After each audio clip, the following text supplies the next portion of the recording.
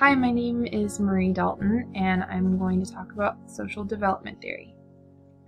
Lev Vygotsky was a Russian psychologist who believed that children learn from a young age by the use of science and deliberate teaching from adults.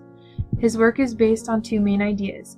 Intellectual development can be understood only in terms of the historical and cultural context children experience, and that development depends on the science systems they grew up with.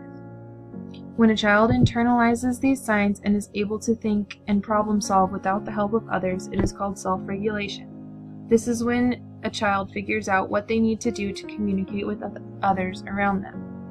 An example of this would be when a child throws something on the floor and an adult picks it up and gives it back.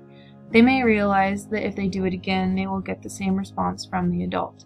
Or if a child puts their hands in the air and gets picked up, they will soon understand that this is a signal that they want to be held, so they will practice this gesture to get attention. Private speech is when a child listens to others speak and they use what they hear to help themselves problem solve. This important tool is seen a lot with younger children, but soon becomes internalized as they get older. The zone of proximal development is the ideal stage for a child to be in to learn a new skill. This is when they learn most effectively. Tasks that are learned within this zone are ones that the child can't complete on their own but are able to with a mentor. A personal example of this is when I was young, my grandpa taught me how to play pool. You have to hold the pool cue in a certain way to keep it steady or else you will miss the cue ball. I spent a lot of time watching him at first until I was ready and tall enough to try it for myself. He guided me not only on how to hold the cue stick, but also how to angle shots and play an effective game. At this point, I was in the zone of proximal development. Vygotsky also believed that higher mental functioning usually exists in conversation and collaboration among individuals before it exists within the individual. Mediation is when children learn complex skills like reasoning and problem solving from adults or older children. These more knowledgeable peers or adults help kids learn by modeling or breaking down complex skills, knowledge, or concepts.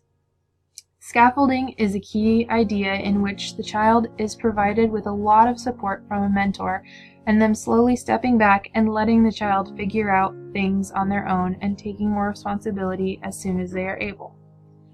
Cooperative learning is the idea that children will work together in a small group and be able to learn from each other.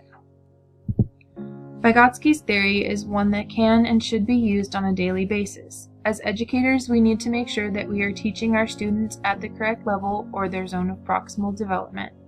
We can use methods like mediation in all subjects by modeling, explaining, and breaking down what we are teaching.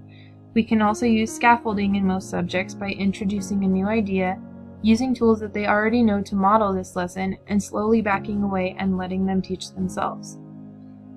Cooperative learning is also another good tool in the classroom. Putting children of different skill levels together in a group will help both the higher and lower level kids. It will help the lower level children by having the subject explained to them by one of their peers, and will help the higher level students by giving them a chance to explain what they know about the subject. Thanks for watching.